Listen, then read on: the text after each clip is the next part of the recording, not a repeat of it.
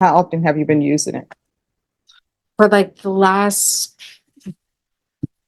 5 or 6 years, I was doing it daily. She stood before Judge Boyd facing felony charges for meth possession and stealing a firearm. Her attorney claimed a tragic near-fatal car accident drove her to addiction. But in this courtroom, sympathy doesn't trump safety. When the defendant claims she's been clean for months, Judge Boyd decides to call her bluff with an immediate surprise drug test. Watch closely, because the result of this test doesn't just decide her freedom, it changes the judge's CR 10964 and 2024 CR 2671, State of Texas versus Alexandria Alvarez. Could I have parties announced for the record for the state? Hank Lucas for the state, Your Honor. Defense? John Robertson, I'm on the possession case, Your Honor. Thomas Beck, I'm on the theft of the firearm case. All right. And are you Ms. Alvarez? Yes, ma'am. Counsels, have you received all the discovery in each of these cause numbers, and did you review it with your client? Yes, Your Honor.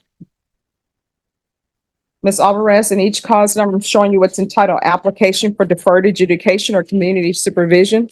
Did you review that with your attorneys? Did you understand it? Yes, Your Honor. And each cause number, I'm showing you what's entitled True Bill of Indictment. Did you review those documents with your attorneys, and did you understand them? Yes, ma'am. Counsel, do you waive the reading of the indictments? Yes. Yes, Your Honor. State, are you proceeding on the indictment as presented in each cause number? We are, Your Honor, in each cause. Ms. Alvarez, in each cause number, I'm showing you what's entitled Court Admonishments and Defendant's Waivers and Affidavit of Admonitions. Did you review those documents with your attorneys? Did you understand them? And did you sign them in all the appropriate places? Yes, sir. I'm sorry, everyone, just one moment. 5 seconds. All right, sorry about that. Sorry, Judge. When you're dealing with contractors, you gotta, when you're waiting for their phone call, you're like, please. I am learning a lot about contracting. It's that thing, Judge, where it's like if they're at the house and they say like it'll cost this much, you're just like, yes, okay, can you start now? Yeah. Well, being in a hotel since August, even though I love the hotel, it's like, I'm so ready to get back home. So whenever I see, the contractor's number pop up, I'm like, I'm sorry. All right, we are back on the record. And where I left off, I was showing you the court admonishments. Did you review those with your attorney? Did you understand it? Did you sign it in all the appropriate places? Yes, ma'am. All right, and the cause number ending in 7-1, you're charged with the offense of possession of a controlled substance, penalty group 1, 1 gram to 4 grams. That's a 3rd-degree felony. Range of punishment is anywhere from 2 to 10 years in prison and up to a $10,000 fine. In that cause number, if the court were to grant your application for deferred adjudication, if for any reason your deferred adjudication were revoked, the court could sentence you up to 10 years in prison and up to a $10,000 fine. Did you understand? Yes, ma'am. In the cause number ending in 6-4, on that case, you're charged with theft of a firearm. That's a state jail felony. Range of punishment is anywhere from 180 days up to 2 years in the state jail facility and up to a $10,000 fine. If the court were to grant your application for deferred adjudication in that case, if for any reason you're revoked, the court could sentence you up to 2 years in the state jail facility and up to a $10,000 fine. Did you understand? Yes, ma'am. In each cases, if you have an agreement with the state, the court does not have to follow your agreement. If for any reason the court does not follow your agreement and gives you more than you bargained for, the fact that you entered a plea will not be used against you and you will be allowed to withdraw your plea. Did you understand? Yes, ma'am. Counsels, in each of the cause numbers, has your client been able to provide you with any defenses? Yes, sir. She has. Do you believe she has a rational as well as a factual understanding of the charges against her? I do. Do you believe she's currently competent and was legally sane at the time of the offense? Yes, sir. Yes, Ms. Alvarez, has anyone threatened you, coerced you, or placed you in fear to get you to enter the plea? No, ma'am. Anyone promised you anything other than the plea? No, ma'am. Are you satisfied with the way you've been represented? Yes, Are you a U.S. citizen? yes, ma'am. In each cause number, the court will find that defendant has knowingly and voluntarily waived her right to jury trial. In each cause number, I'm showing you the plea bargain agreement. Did you review that with your attorneys? Did you understand? Yes, ma'am. In each cause number, the cases are to run concurrently. There's a $500 fine. State is recommending deferred adjudication. They are taking in consideration County Court 2, cause number 715-921 and 2023 CR 10963. And in the cause number ending in 71, there's to be restitution to Live Oak PD for drug testing. And in cause number ending in 64, there's to be restitution to Julian Scales, SCALES, if any. Did you understand those to be the pleas in each of the cause numbers? Yes, ma'am. Defense, Yes, Your Honor. state? Yes, Your Honor. The only thing I would add is in the cause number ending in 6-4, the theft of the firearm case, she's forfeiting her right to her firearm. All right. And in that cause number, do you understand as a part of the plea bargaining agreement, you to forfeit the firearm? Yes, ma'am. In each cause number, I'm showing you the waiver of appeal paragraph. Did you review that with your attorneys? Did you understand it? Did you sign it in both places? Yes, ma'am. Did you understand by signing that you're waiving your right to appeal? The only items that can be appealed are written pretrial motions that have been filed, heard, and ruled upon by the court. Did you understand? Yes, ma'am. Counsel, are there any such motions? No, Your Honor. No, Your Honor. Next, I'm showing you outside the agreement. In each cause number, the state is requesting that your deferred adjudication be for a term of 5 years. There be a TAP evaluation and 120 hours of community service restitution. Did you understand those were recommendations from the state and the court does not have to follow those recommendations? Yes, ma'am. Then in each cause number, how do you plead? Guilty, not guilty, or no contest? No contest. State, any evidence to support the defendant's no contest plea? Yes, Your Honor. I offer State's Exhibit 1 and the attachments in each cause number. No objection. No objection. And each cause number, did you review the document entitled Waiver and Consent to Stipulation of Testimony and Stipulations with your attorneys? Did you understand it? Did you sign it in all the appropriate places? Yes, ma'am. Again, yes, ma'am. You said, sir. Oh, no. Okay. Yeah, I'm sorry. Say That's, yes, ma'am. that's okay. Sometimes people will say that. All right. Again, did you understand you have a right to jury trial, a right for you or your attorney to cross-examine and confront any witnesses the state would call and the right to remain silent? Yes, ma'am. Did you understand that today the state will be presenting evidence in the form of witnesses' statements, counsel? Witnesses' statements and police reports, but most importantly, there will be no live testimony. Did you understand? Yes, ma'am. In each cause number, the court will find that defendant has knowingly and voluntarily waived and consented to stipulation of testimony and stipulations. Court will accept into evidence states exhibits 1 and attachments, and the court will review the same. Yes, ma'am. All right, after reviewing states exhibits 1 and attachments in each cause number, the court will find there is sufficient evidence to find you guilty. The court will defer finding of guilt as you've applied for deferred adjudication. Are you proceeding with sentencing? Yes, Your Honor. Yes, Your Honor. Anything you wish to say on behalf of your client? Judge, on behalf of Ms. Alvarez, I support to follow the agreement. I think it's important for the court to have that in September of 22. Alexandria was involved in pretty much what was a near fatal car accident. Rolled her car down an embankment. She was ejected from the vehicle, suffered an extremely serious head injury. She had to have surgery. Was in the hospital for several months and in rehab after that. I think she's definitely a competent person. She's had some memory issues and some collateral health issues since then.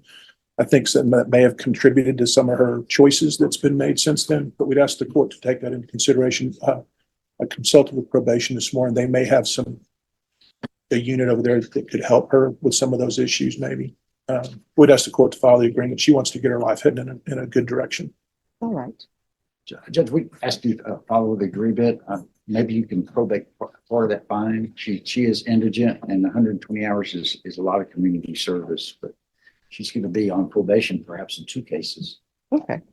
All right. And Ms. Abrams, this is probation case. All right. Do you have any children? I have one child, And what is your child's age? Braxton, Age? 6. And where is your child now? He's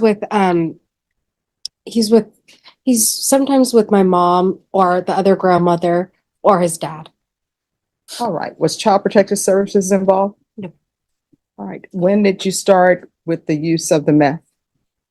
I would say I started when I was 18. I tried it. That was the first time I tried it. Okay. And how often have you been using it? For like the last 5 or 6 years, I was doing it daily. All right. So when's the last time you used? And let me just tell you this, these questions I'm asking you, I used to tell my clients all the time when I had them in child protective services cases or on the criminal side, and they had agreed to probation. I always tell them, hey, just lay the truth out there, because what I'm trying to do is get you the type of help you need so you can be successful. But if you don't tell me, I can't help you, right? Yes. And so even if you're going to be positive for meth today, you will not have violated your probation because you're not on probation. So I need you to be 100% honest with me so I can try to get you the help that you need, okay? Yes, sir. All right, so when's the last time you used? The last time I've used was September 5th of 2023. All right, so if you're drug tested today, is it going to be clean? Yes, sir. All right, so we're going to do a drug test, and then we're going to come back and finish with sentencing, okay? Probation, could you do a drug test, please? All right, so just have a seat and then we'll take it up. Okay, thank you. You're welcome. All right, we're back on the record in 2023 CR 10964 and 2024 CR 2671. State of Texas versus Alexandra Alvarez. The court has been informed that the test was negative. I'm very happy for you and proud that you're sober. Thank you. All right, yes. Judge, I just wanted to follow up with that a little bit for the court's information. I'd noticed a tattoo on Alexandria's arm. She has a 1 day at a time tattoo. And when she snapped that date off on September 5th, that's my offense date. And I said, that's a sober date when she had it like that. So Awesome. he was in jail until January, finally got out on bond, went straight to Haven. She's been in their inpatient program since January 17th and has got 17 more days before she graduates that program. So she's working things without being told to work things. Awesome. That's fantastic. I'm proud of you. And yeah, 1 day at a time, 1 minute at a time. Yeah. All right. All right. So this is what the court is going to do in each cause number. In each cause number, the court is going to sentence you to a $500 fine. That fine will be probated in each cause.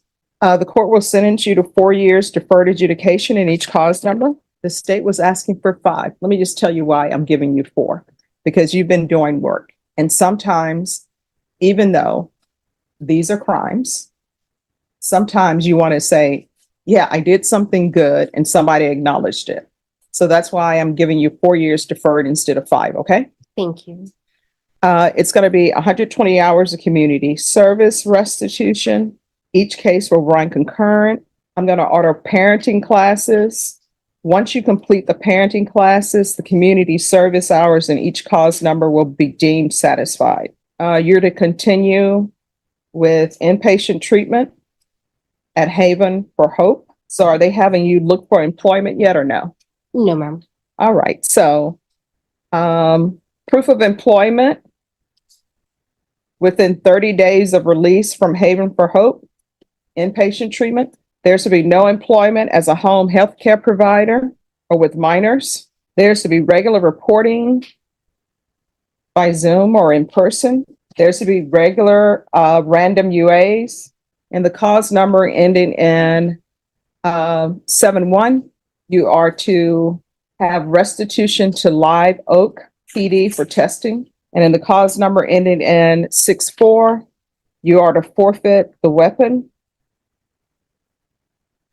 Restitution, if any, to Julian Scales. With regards to restitution in each cause number, if you all think that the restitution is not appropriate, you can come back and we'll have a hearing on that. Field visits upon release from Haven for Hope until further notice. Probation, is there anything else? Okay. Is there anything else you need from the court in order to be successful? No, ma'am. All right, we can go off the record. To be successful in this court, communication is key.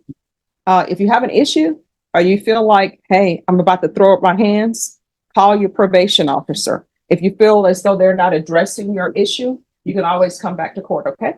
Okay. A surprising turn of events. Alexandria walked in facing prison time for serious felonies involving drugs and weapons. But she did something we rarely see. She told the truth and she stayed clean. Judge Boyd handed down a sentence of 4 years probation, ordered parenting classes, and mandated continued inpatient treatment. She even reduced the term by a full year as a reward for her honesty. This brings us to the big question for you at home. Judge Boyd showed mercy because the defendant proved she was turning her life around. Do you agree with lowering the sentence for honesty, or given the theft of a firearm?